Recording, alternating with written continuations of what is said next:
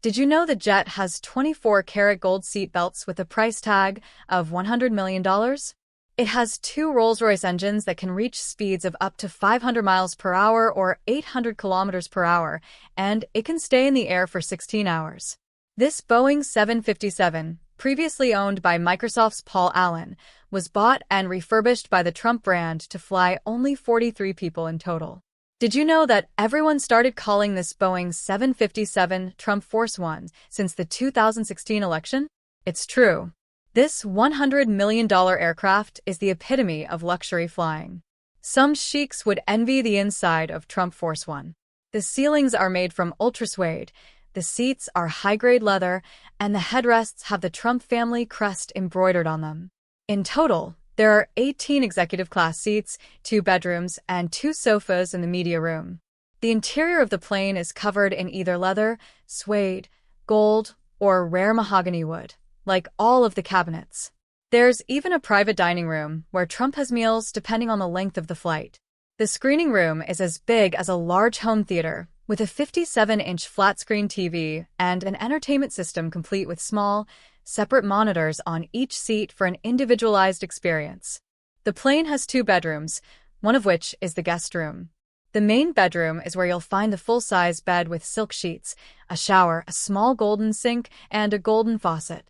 The toilet bowl is transformed into an extra seat, extra wide and comfortable, just like every other seat on the plane. If you were to melt all the gold inside the Trump plane, there's enough to coat the outside of a Greyhound bus. All of the food for flights is prepared at Trump Tower.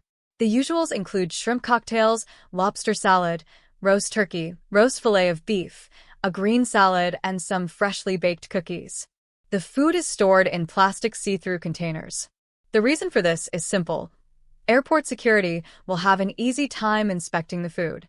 As soon as it's ready, the food is picked up from Trump Tower and delivered to the T-Bird, another name for Donald Trump's private jet.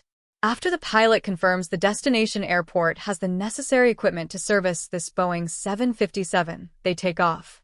For all of you interested in the price range, we should tell you that 1 hour of flight costs Donald Trump an astonishing $10,800.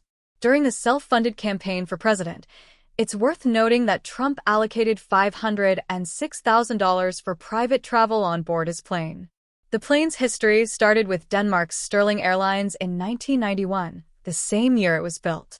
Then, 2 years later, Mexico's TASA acquired the plane in 1993. After that, in 1995, Paul Allen, the founder of Microsoft and Bill Gates' good friend, bought the plane from TASA and used it until 2011. At this point, DJT Operations 1 LLC, a company of Trump's, purchased the plane. The plane is 3 times the size of an average jet. It measures 154 feet or 47 meters long, has a wingspan of 128 feet or 39 meters, and a height of 46 feet or 14 meters at the tail. It's powered by 2 state-of-the-art Rolls-Royce RB211 turbofan engines, which are the quietest in the industry. This allows the former president to land the plane at any airport he pleases, even those with noise restrictions. It can reach an altitude of 41,000 feet in less than 20 minutes, thanks to the powerful engines.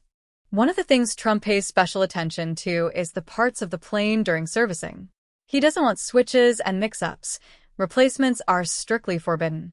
The man behind the plane is John Duncan, who is the son of a military pilot. Since the age of 15, Duncan has been flying airplanes, first alongside his father, and then as a licensed pilot. Later, he transitioned into flying private planes. He needs to plan every flight to perfection, and this is how the average flight procedure unfolds according to the pilot. Because former President Trump has a busy and unpredictable schedule, they often have to make short-notice changes to the flight, and everything must be integrated seamlessly before takeoff. First, the pilot and co-pilot go out on the tarmac and make an official inspection of the outside of the plane.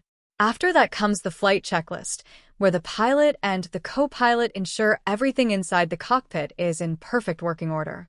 They know exactly when Donald Trump will arrive, so they have to be ready in advance. Just like everyone else, Donald Trump has to go through security. After clearing, he boards the plane.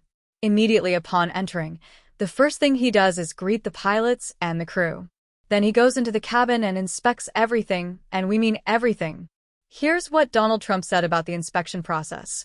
"The first thing I do when I get on this aircraft is look around for details. I always study the details. Everything needs to be sparkling, clean, and shiny. Simply put, the billionaire wants everything to be as close to perfection as possible." Finally, Donald Trump decides when to take the plane to be serviced. The maintenance facility doing the servicing usually has to work 2 shifts to get the plane ready for the next trip. After all, they only have about 3 weeks to complete the routine inspection and make the necessary upgrades. Every 18 months, the pilot has to perform a major routine inspection as required by the FAA. For example, in 2013, Trump wanted to install a Wi-Fi system on board the aircraft. While the crew was working on the inspection inside the plane, another crew was installing the wiring for the Wi-Fi system. Trump wanted the seam in the floor in the galley to be moved to the corners to render it invisible. That's how much attention Trump pays to minute details many would consider unnecessary. While the plane is being maintained and upgraded, Pilot Duncan will head out to the facility to inspect and assess the situation. He says he likes to be present anytime the aircraft undergoes a major inspection. Here's what the inside of the luxury plane looks like during servicing. All the furniture is dismantled, moved around, and covered with plastic. The walls with the gorgeous suede are torn open, exposing the wiring underneath. In the meantime, while this plane is being serviced, Donald Trump refuses to charter a plane or fly on a commercial flight. Instead, he uses his smaller 1997 Cessna 750 Citation X. The cabin of this plane is not as high as the Boeing 757, but it gets the job done.